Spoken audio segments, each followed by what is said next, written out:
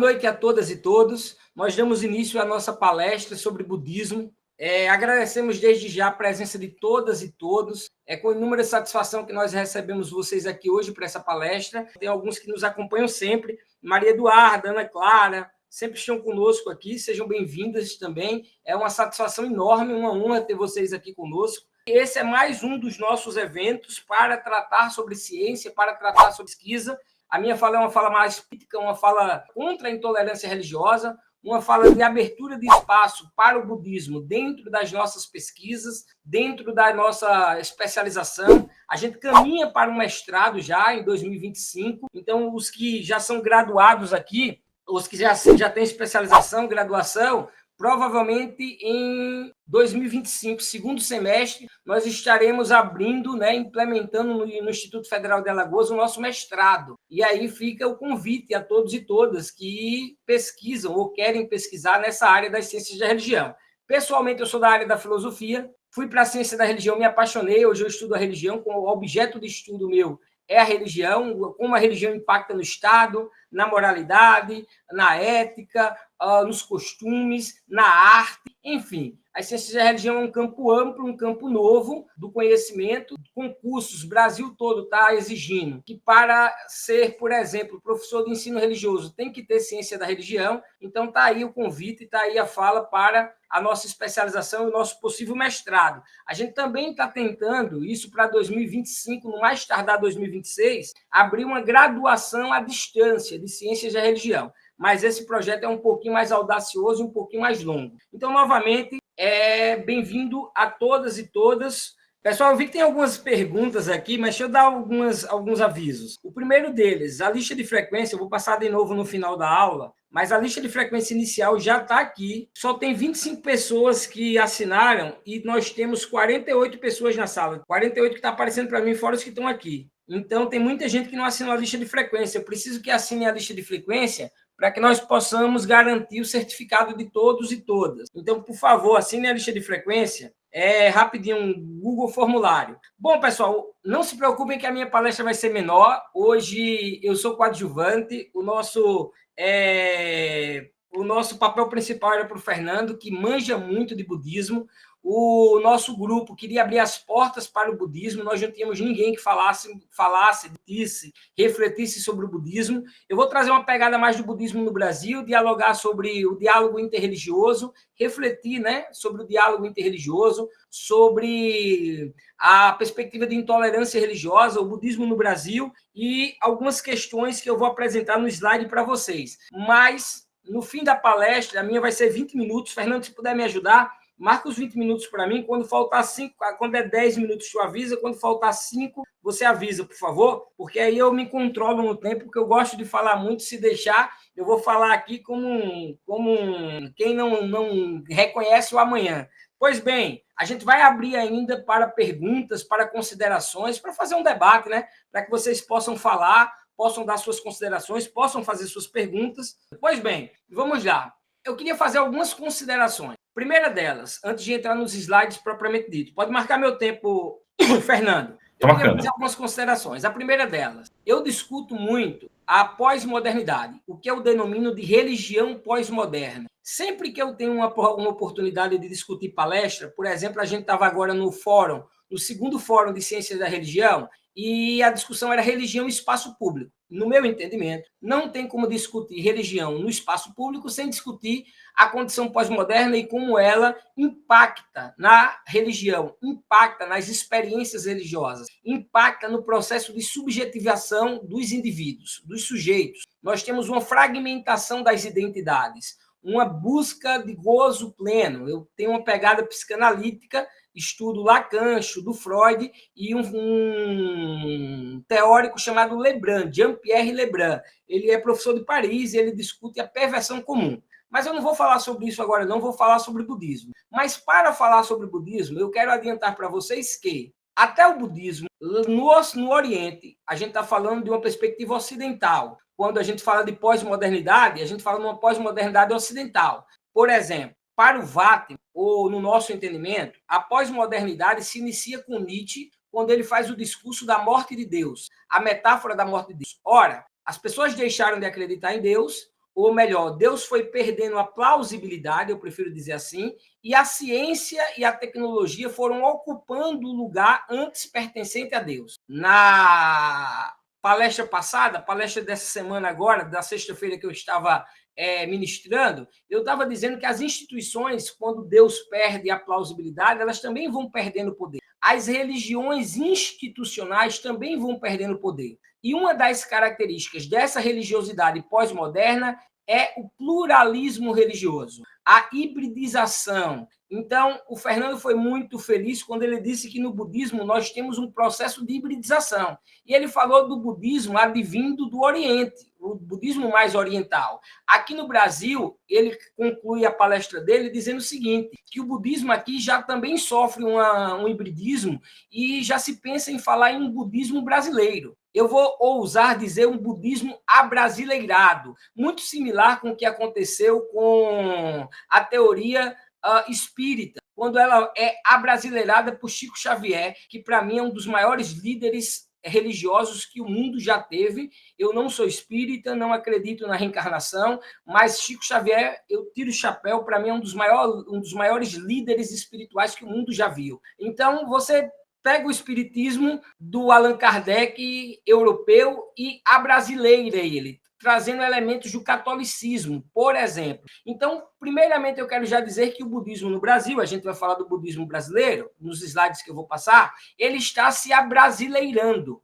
Era um budismo até então dos orientais. Esse budismo brasileiro, ele vem ali com a vinda dos imigrantes, quando os japoneses vêm para cá. Lembrem-se que assim que nós temos a libertação dos escravos em 1888, já nesse período nós estamos tendo trabalho assalariado com os imigrantes, mais especificamente italianos, alemães e uma grande parte de japoneses. Tanto é que o Brasil tem a maior colônia japonesa fora do Japão, o maior número de habitantes do Japão, que não sendo o Japão, perdão, é aqui no Brasil. Então, é uma colônia gigantesca. E, lógico, vem com eles também a religiosidade, a crença budista, né? A experiência budista, a experiência religiosa budista. Só que essa experiência era muito dos orientais. Primeiro, ela está se abrasileirando. Eu estava falando com o Fernando no início dessa palestra e a gente estava comentando que a budista mais importante hoje é uma brasileira. Morou muito tempo no Japão, mas é uma brasileira. Até pouco tempo atrás era impensável isso,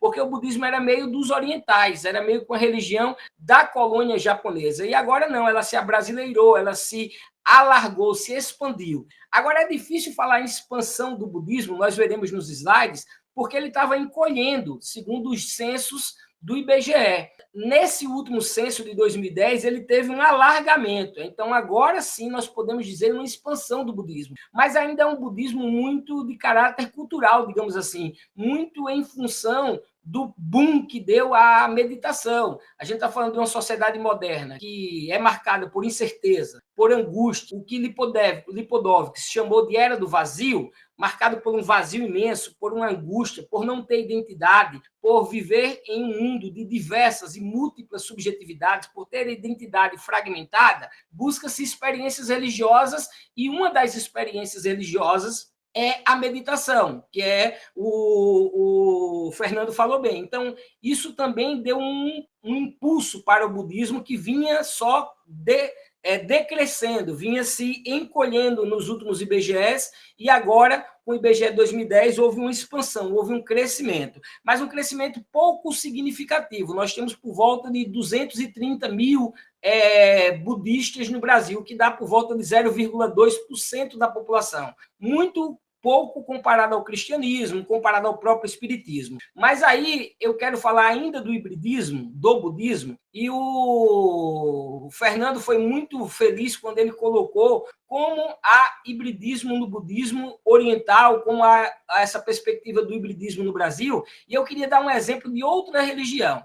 Saiu uma pesquisa recente que 45% dos católicos, 46% dos católicos dizem acreditar na reencarnação. Ou seja, eu estou falando de católicos espíritas. Então, são católicos que são espíritas ao mesmo tempo. O Fernando nos colocou que tem budistas que são de outra religião e convivem com isso muito bem. Aqui no Brasil, nós temos o candomblé e o católico convivendo muito bem também. Lógico, não é para todos, não estou dizendo que todo católico cultua os orixás, mas é muito comum que uma senhorinha vá prestar sua homenagem à Nossa Senhora da Conceição e depois vá para a praia prestar sua homenagem a Iemanjá. E para ela está prestando a homenagem a uma mesma divindade, a uma mesma pessoa, uma mesma força divina. Beleza? Então, esse processo de hibridização, de pluralismo, se dá em todas as esferas religiosas, e eu digo todas, sem medo de errar aqui, porque geralmente quando a gente fala todas, sempre, nas ciências humanas não é muito legal. Mas nesse caso, a gente ainda não encontrou religião que não tenha sofrido hibridismo, que não tenha adentrado num processo de pluralismo. E aí é assim que nós iniciamos a nossa fala, apelando para o diálogo interreligioso. Mas deixa eu mostrar os slides aqui que eu trouxe para vocês. Só um minutinho, só um minuto. Apresentação já de Fernando, me diz se vocês se vocês estão vendo meus slides normal, porque eu vou parar para vocês. Se por acaso sair do slide, me avisa, por favor. Eu aviso, tudo certinho. Obrigado, viu? Desculpa. Budismo no Brasil, diálogo interreligioso, combatendo a intolerância e compreendendo a diversidade religiosa. A minha fala é uma fala um tanto mais política. Repito, nós temos como função aqui abrir o espaço para discutir o budismo, que o budismo seja um assunto também a ser tratado pelo nosso grupo de pesquisa, pela nossa instituição, que o budismo adentre nas academias, que o budismo seja valorizado e reconhecido. Então, eu quero chamar a atenção para um pensador canadense chamado Charles Taylor. E o Taylor diz o seguinte, que no Estado democrático de direito, é preciso que haja o reconhecimento das identidades, para que as pessoas se sintam, ou melhor, sejam amparadas por esse Estado. E isso não é diferente para com o budismo. Nós estamos falando de 0,2% da população brasileira que precisa ser reconhecido enquanto tal, na sua experiência religiosa, e assim ter as garantias do Estado democrático brasileiro. Bem sabemos que o budismo não sofre uma intolerância latente, como, por exemplo, as religiões de matriz africana. Porque de matriz africana vem do negro, é o demônio. O budismo é uma religião oriental, não é uma religião de escravos, não é uma religião de uma sociedade de quase 400 anos escravocrata, então nós temos uma tolerância maior para com o budismo. Mas o budismo também sofre no Brasil processo de intolerância religiosa, porque há 3 perspectivas, por exemplo, cristãs. Há a perspectiva exclusivista, há a perspectiva inclusivista e há a perspectiva pluralista. E nós queremos chamar a atenção para a pluralista. A exclusivista, só a minha religião é verdadeira e nenhuma outra mais. Essa é a fundamentalista religiosa que cresce, infelizmente, também é fruto, e eu expliquei isso na minha palestra, tem essas palestras todas no YouTube, vocês podem assistir, é também uma das... os fundamentalistas religiosos, o fundamentalismo religioso, é também consequência desse cenário pós-moderno, da religiosidade pós-moderna, mas infelizmente não vai dar tempo de explicar agora. Só vou dizer o seguinte, os fundamentalistas têm crescido no Brasil, têm estado em expansão no Brasil e no mundo. Isso não sou eu que digo, não. Peter Berg fala isso, Luckmann fala isso, dentre outros grandes autores das ciências da religião. E esses fundamentalistas consideram todas as outras religiões que são diferentes do demônio, ou pelo menos que não há Deus naquelas religiões e não há salvação. É uma perspectiva exclusivista. A inclusivista, ela até inclui outras religiões, só que a minha é verdadeira. A dos outros até tem. Por exemplo, na perspectiva cristã, a gente poderia dizer assim, olha, no budismo até tem Deus. Por quê? Porque tem paz, tem amor, tem fraternidade, ou seja, tem os frutos do Espírito. Deus até age lá, mas ele age em plenitude aqui, no cristianismo, porque Jesus é o caminho, a verdade e a vida. Então, ela até inclui as outras religiões, mas como se a única verdadeira fosse a religião cristã. Isso eu estou apelando para o cristianismo por ser a religião majoritária. E eu falo como cristão. Por fim, a análise pluralista, que já entende que Deus está também nas outras religiões, respeita a forma das outras religiões se expressar com o transcendente, relacionar-se com o sagrado, cultuar as suas divindades. Então, essa experiência é a experiência pluralista, que é a que nós queremos considerar agora. Mas, bem, vamos ler um pouco aqui dos slides que eu separei. me perdoe, tem esse aí na frente, mas os ensinamentos budistas vieram com os primeiros imigrantes japoneses, como eu falei, coreanos, chineses que queriam trabalhar nas lavouras do café no Brasil há aproximadamente 110 anos. O budismo ganhou força no país a partir dos anos 50, quando as pressões vindas da Segunda Guerra Mundial se amenizaram. A cidade de Mogi das Cruzes, em São Paulo, foi a primeira a abrigar um templo, o Zenji-ji. Espero ter falado corretamente. Então, vejamos. Eu falei dos imigrantes, falei especificamente dos japoneses, mas aí a gente já vê aqui que tem coreanos e chineses também. E o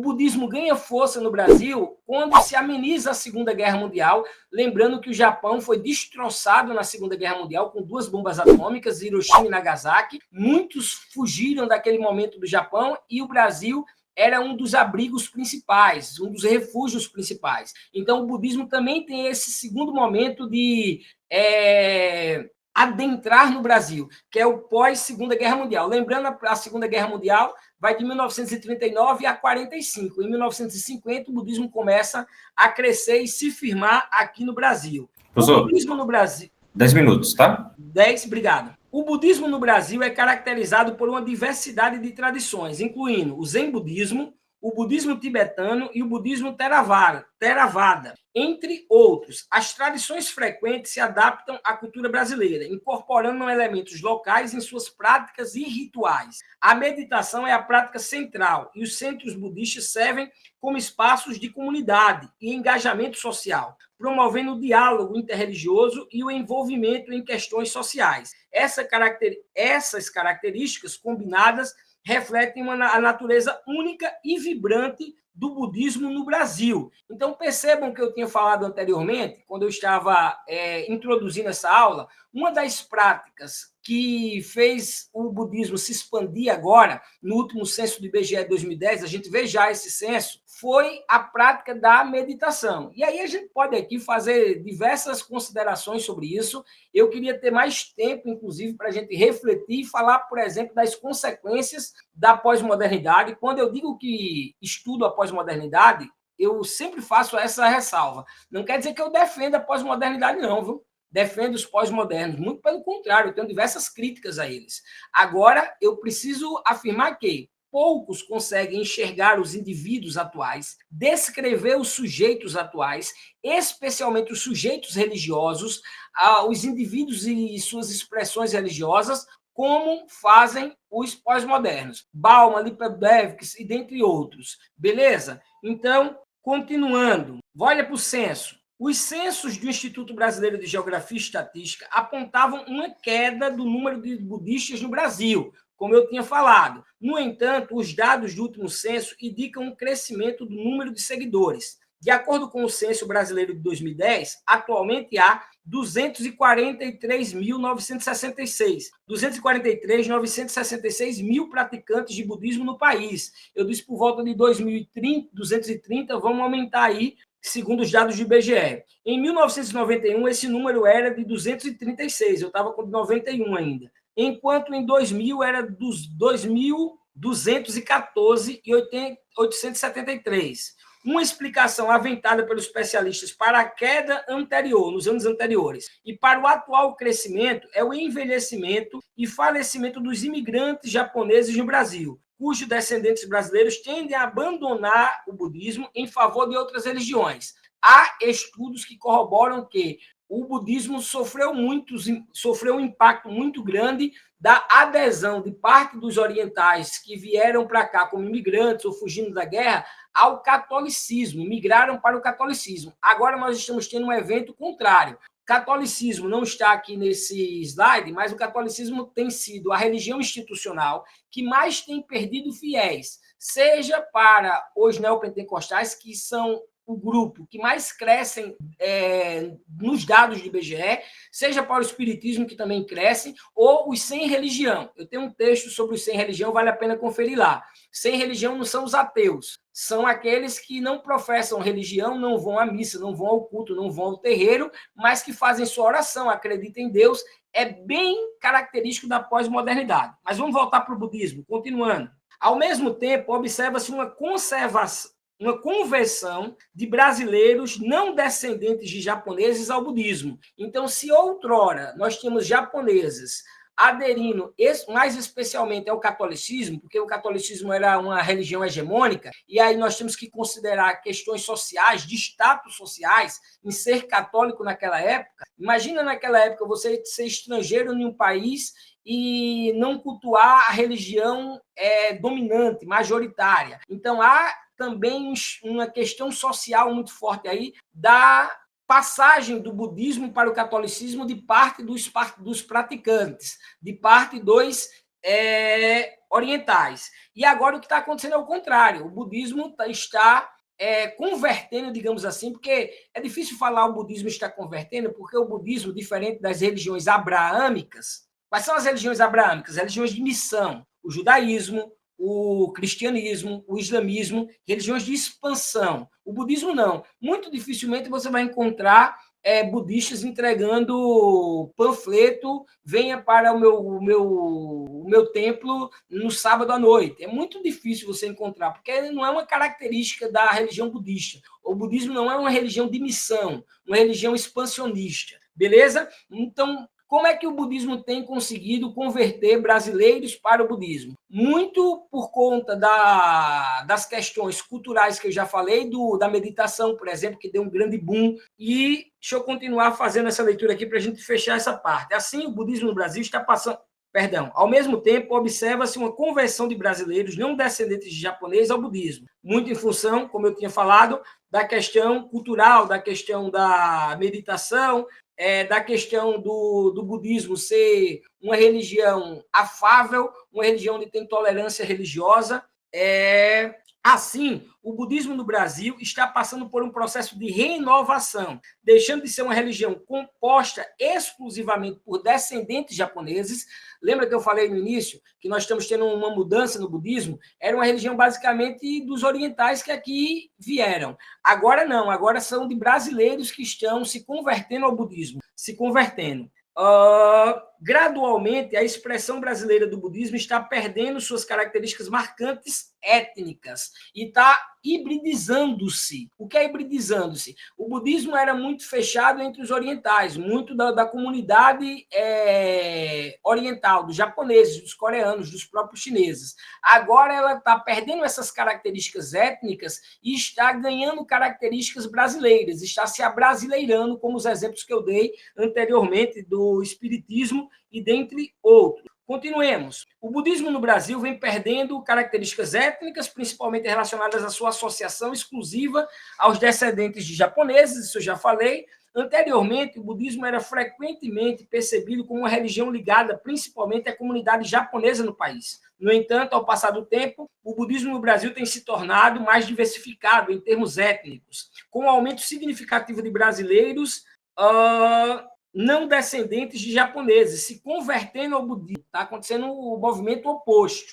Essa diversificação étnica está levando a uma mudança na percepção. Essa parte que eu queria frisar bem. Essa diversificação étnica está levando a uma mudança na percepção e na composição da comunidade budista brasileira. O budismo está se tornando mais inclusivo e acessível a pessoas de diferentes origens étnicas e culturais, o que está contribuindo para uma expressão mais ampla e representativa do budismo no Brasil. Portanto, as características étnicas anteriormente associadas ao budismo, especificamente sua ligação exclusiva com a comunidade japonesa, estão gradualmente sendo perdidas à medida que o budismo se expande para uma base mais diversificada de praticantes no país. Pessoal, se vocês puderem, tomem nota, sobretudo quem for da ciência da religião, de um livro da Revelegê, Daniele Revelegê. Não tem como deixar de ler esse livro. O Peregrino e o Convertido. Por que eu estou falando isso? Porque no Convertido, o Peregrino é o que o Eduardo Cruz, ele tem um... Eu falei isso na aula passada e vou repetir, porque é fenomenal esse livro. Ele tem um livro fininho chamado Persistência dos Deuses. Se você é da ciência da religião, tem que ler esse livro fininho, Persistência dos Deuses. Mais até do que o da Revelegê. É um teólogo brasileiro chamado Eduardo Cruz. Nesse livrinho, ele chama esses pós-modernos, que eu chamo de sujeitos pós-modernos, de religiosidade pós-moderna. Eu defendo isso nos meus livros, na minha tese de doutorado.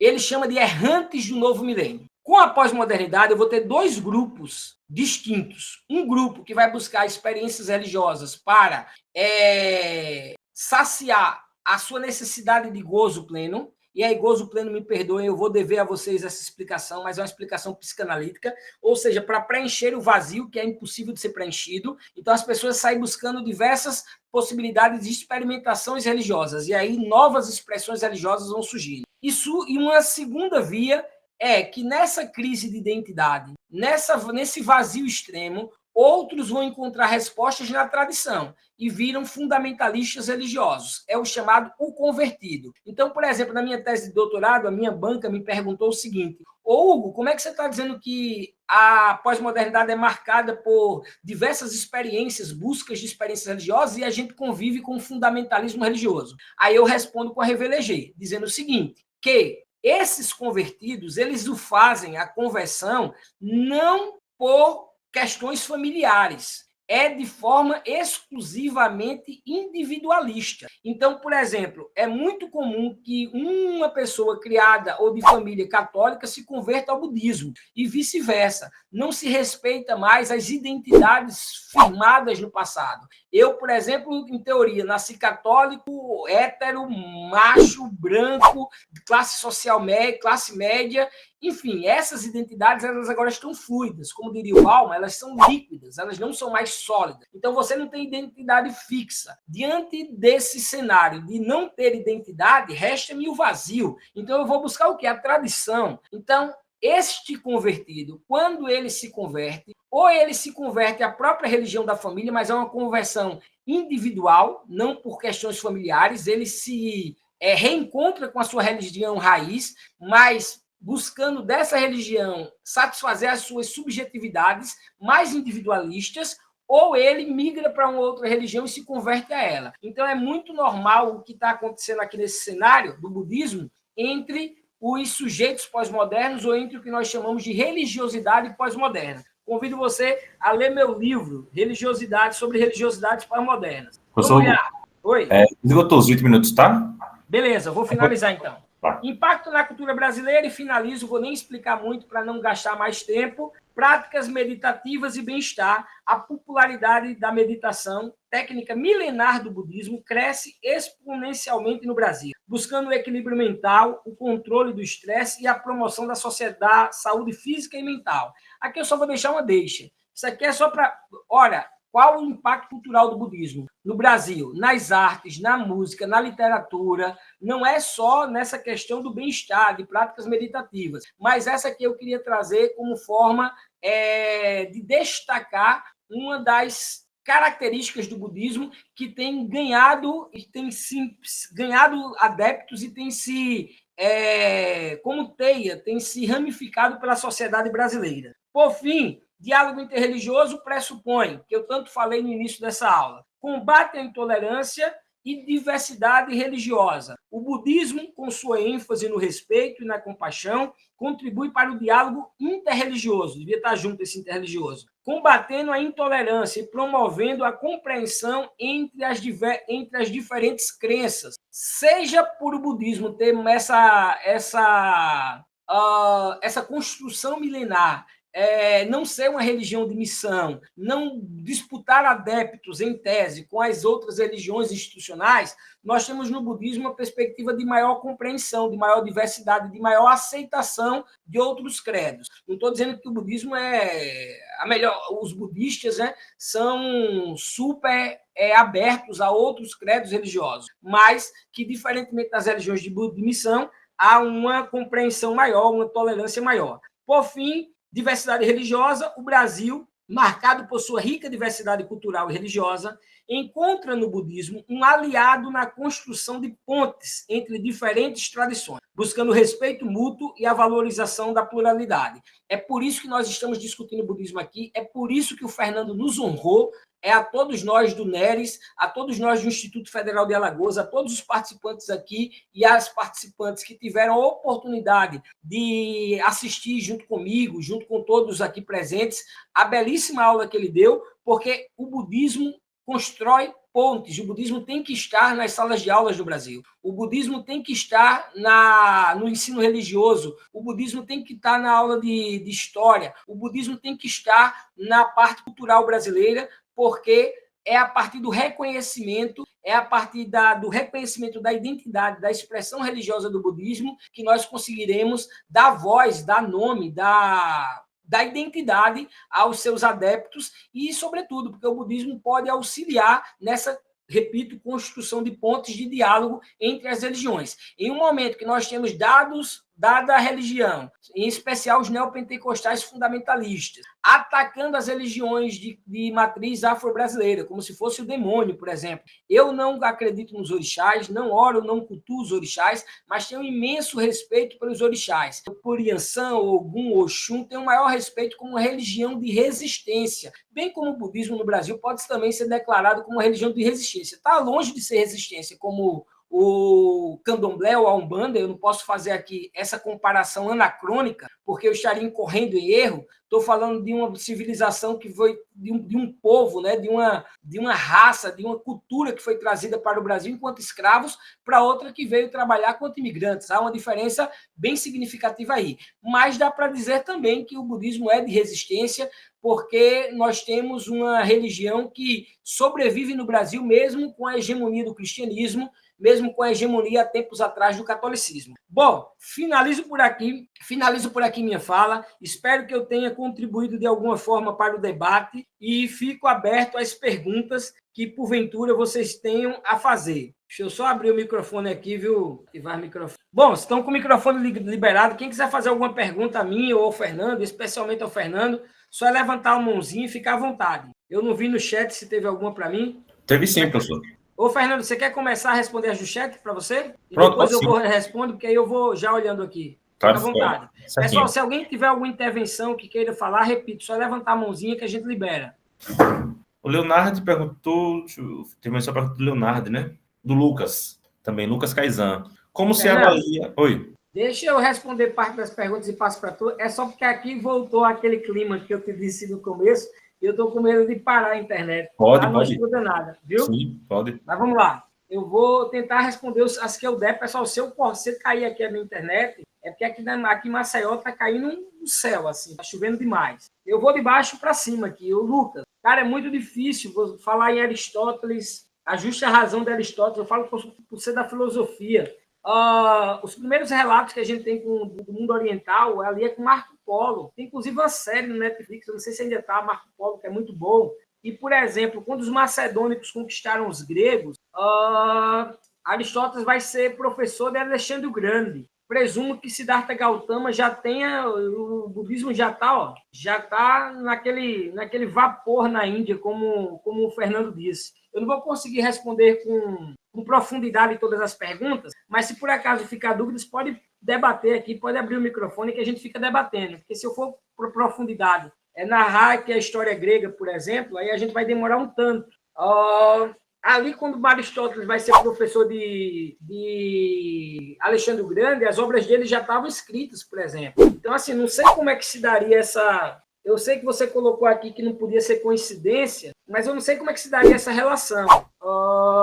Teve uma pergunta sobre um filósofo. Deixa eu pegar aqui. Cara, vou me perder muito aqui agora. O Lucas, como avalia a influência do budismo em práticas integrativas? Isso é bom para o Fernando. Vou deixar para tu, Fernando. Mas eu já adiantei que aqui no Brasil, por exemplo, a meditação foi responsável pelo grande boom do budismo, ou pelo menos na nossa visão. No nosso entendimento, a partir das nossas pesquisas, nós concluímos que duas questões. A questão dos benefícios à saúde, da meditação em tempos pós-modernos, bem como a conversão de brasileiros ao budismo. Aquilo que eu falei na palestra. Mas eu quero dialogar com a filosofia aqui. Teve uma questão líquida. Achei. Lucas, o budismo seria uma referência à modernidade líquida? Cara, o Bauman que vai falar de modernidade líquida. Eu prefiro ficar com o Bauman, que falou de pós-modernidade. Ele fala de pós-modernidade, lá à frente ele tenta dar uma correção, modernidade líquida.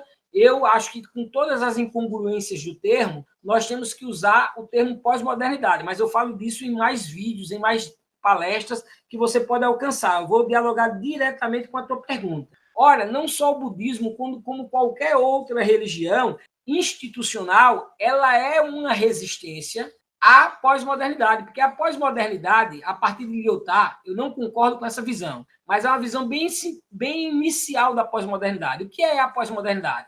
A pós-modernidade é a descrença nas mega-narrativas, nas verdades absolutas, nas verdades universais. Então, ora, o budismo, por ser religião tradicional, por ser religião institucional, ele carrega dogmas, carrega verdades universais. E a pós-modernidade é contra isso. O que é que a pós-modernidade diz a partir de Lyotard? Lyotard olha para a realidade, olha para a sociedade, olha para o mundo e diz assim, ora, a falência das mega-narrativas, há uma falência das verdades universais. As pessoas não creem mais nas verdades universais. Isso todas. As políticas, as religiosas, todas as grandes utopias. E a religião é uma grande utopia. Não estou falando mal da religião e dizer que ela é uma grande utopia, mas é utópico, o céu cristão é utópico, o nirvana não estou dizendo que não seja real e nem seja possível, estou dizendo que é uma utopia boa, uma utopia do bem, mas não deixa de ser uma utopia. Então, não só o budismo, ele é uma resistência, como toda e qualquer outra religião tradicional e institucional. E aí vale frisar uma coisa, Lucas. Todas elas sofrem a interferência da pós-modernidade e começam a se adequar aos tempos mais modernos. Seja para sobreviver, porque precisa oferecer para o fiel um produto religioso que sirva para apaziguar as suas necessidades mais hedonistas, mais individualistas, mais subjetivas, ou elas somem. Então, o budismo, como o catolicismo, o cristianismo, tantas outras religiões, estão se adaptando ao mundo pós-moderno, senão elas não subsistem. Teve uma do... Certo, o Lucas colocou aqui o Byung-Chul Han. Não sei se eu falei direito. Mas, cara, primeiro ele é professor, ele estudou teologia em Munique. Não dá para a gente falar de uma... Olha, vai ser complicado eu falar isso aqui, porque é no finalzinho da aula, mas vamos lá. Não existe filosofia fora da Grécia. A filosofia ela é grega. Não tinha filosofia no Oriente, como não tinha filosofia nos povos nativos das Américas, não tinha. Isso é um debate profundo dentro da academia. Mas passa. Por exemplo, você me colocou aqui de uma filosofia oriental. Mas como filosofia oriental? O cara estudou Heidegger. Ele escreveu sobre o Heidegger. Ele fez teologia em Munique. Teologia é usar o logos grego para entender Deus, entender Theo. Ele é professor na Alemanha, então ele bebe de uma filosofia muito bem fundamentada. Filosofia da qual tivemos Nietzsche, o próprio Karl Marx, ou saindo um pouco da filosofia, o Freud. Então, assim, o filósofo em questão é um filósofo sul-coreano. E aí a gente pode abarcar aqui também que falar em sul-coreano, a gente está falando de uma educação quase que uma educação ocidentalizada. Então, é sim possível pensar nessa filosofia, uma filosofia que emerge da Europa, infelizmente. Eu não gosto disso, não. Parece um discurso eurocêntrico. Eu tenho uma história de luta social. Então, eu não queria fazer esse discurso eurocêntrico, mas eu também não posso negar a realidade. A filosofia, ela nasce, o logos, ela nasce por questões históricas, condições históricas favoráveis na Grécia. E aí se divide para o mundo, se expande pelo mundo. Mas esse filósofo que você falou é um filósofo mais ocidental do que propriamente um filósofo oriental. Beleza? Deixa eu ver aqui se tem mais alguma coisa. Tu viu mais alguma, Fernando? Para mim, não, né? Não, eu acho que chegaram algumas mais recentes, mas eu acho que tem a ver com o budismo, assim, tibetano, né? Uma coisa assim, mas... Eu estou discutindo bem baixinho. Escatologia. Bom, Fernando, tinha um tibetano, seria Mahayana, então, o Leonardo que perguntou. Isso. Eu só ver lá embaixo para fecharmos. Aí eu vou dar minhas considerações finais, Fernando, porque aí depois tu responde as perguntas que faltaram.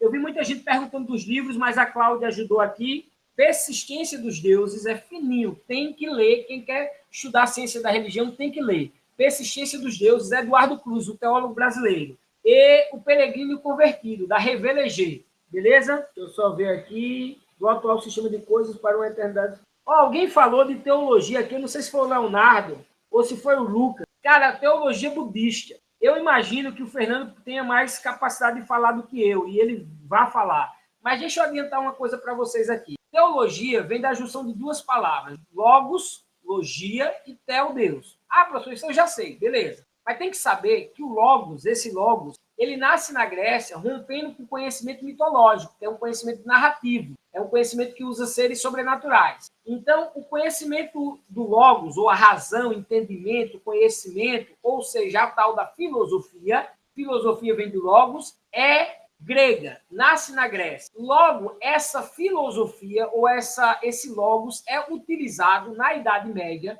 por dois filósofos para defender as verdades reveladas, que é Agostinho e Tomás de Aquino. Claro, tiveram mais. Cícero, por exemplo, vai ser muito importante. O próprio Paulo, o apóstolo Paulo. Mas vou colocar aqui os dois mais importantes, Agostinho e Tomás de Aquino. O que é que esses santos da igreja, santos para quem é católico, fizeram? Eles usaram logos grego para explicar as verdades reveladas. E aí nós temos a teologia, usando logos ou a filosofia grega para dar racionalidade às verdades reveladas. Primeiro, a gente tem que pressupor se no budismo tem verdade revelada. Segundo, se de fato nós temos que pensar o budismo, ou temos que pensar o candomblé, a umbanda, o próprio espiritismo, a partir dos princípios europeus, que aí sim é eurocentrismo. Eu fico pé da vida com quem quer fazer uma teologia do candomblé. Ora, o candomblé é narrativo, é de linguagem simbólica, é falado, é familiar, por isso que é pai de santo, mãe de santa, benção. Aí vamos botar a teologia grega, a teologia romana,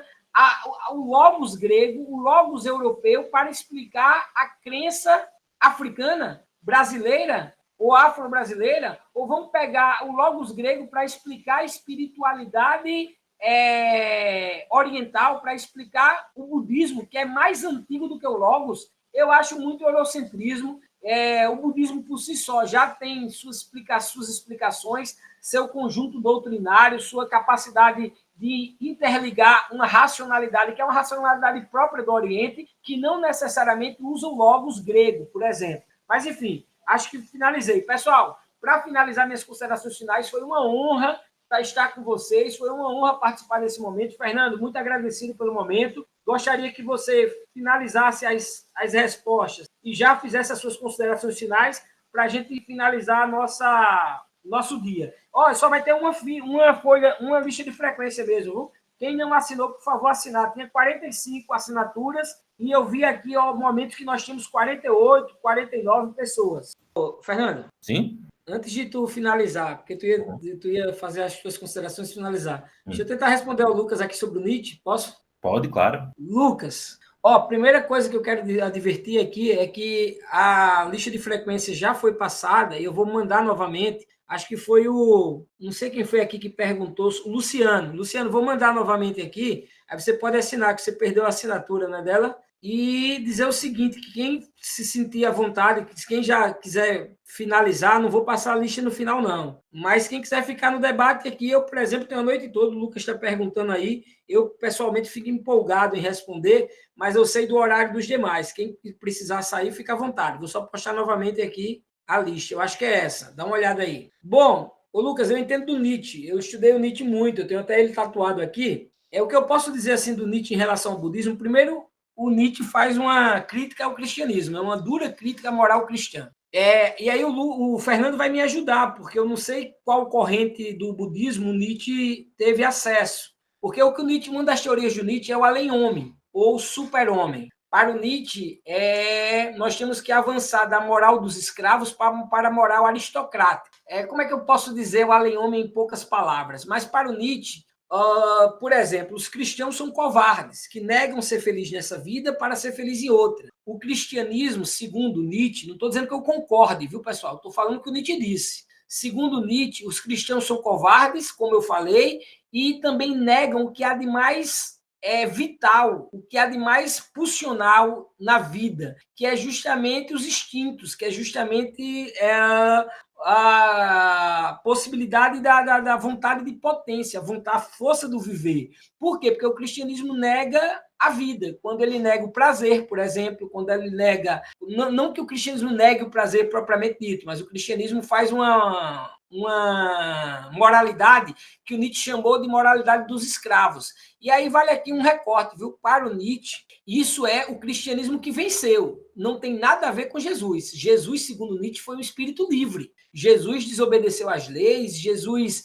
viveu a sua vida, Jesus caminhou com pecadores, enfim, Jesus é um espírito livre. Jesus, para o Nietzsche, é uma coisa. O cristianismo que se sucedeu depois de Jesus é outra coisa. É o cristianismo do ressentimento, o cristianismo que nega a vida. Então, o que é que tem a ver com o budismo isso aí? Para o Nietzsche, nós temos que transvalorar, lá vai outro conceito do Nietzsche, os valores. Não é que a gente vai viver numa sociedade sem valor. Agora, os valores que foram estabelecidos foram por um cristianismo do ressentimento. Foi valores dos fracos, dos escravos, como, por exemplo, a negação do prazer. Então, nós precisamos criar novos valores. E aí surge o super-homem, que é aquele homem que tem a capacidade de se autoafirmar na vida. E isso acontece quando, fazendo uma analogia com o budismo, no Nirvana. Então, uma das coisas, por exemplo, que o Nietzsche atestava como importante é que no budismo você não tem necessariamente a figura de um deus. Você é Deus de si mesmo. Você pode atingir um alto grau de divindade, como, por exemplo, no Nirvana. Aí,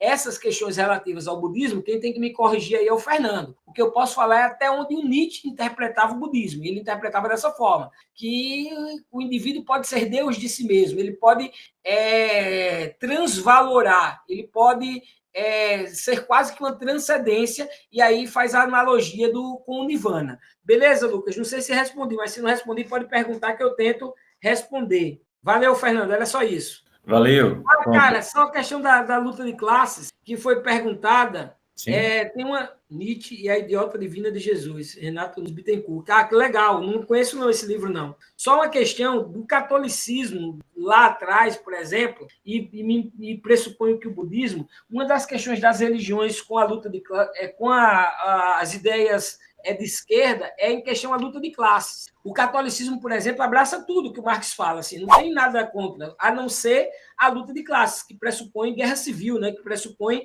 luta armada. Pressuponho eu que o budismo também deva ter suas características de paz, etc., e negue também a luta de classes, mas eu só posso falar em analogia ao catolicismo, mais do que isso eu não posso falar, não. Perfeito, professor. Então, ficaram, acho que só 2 perguntas aqui sobrando, tá? Eu vou respondê-las.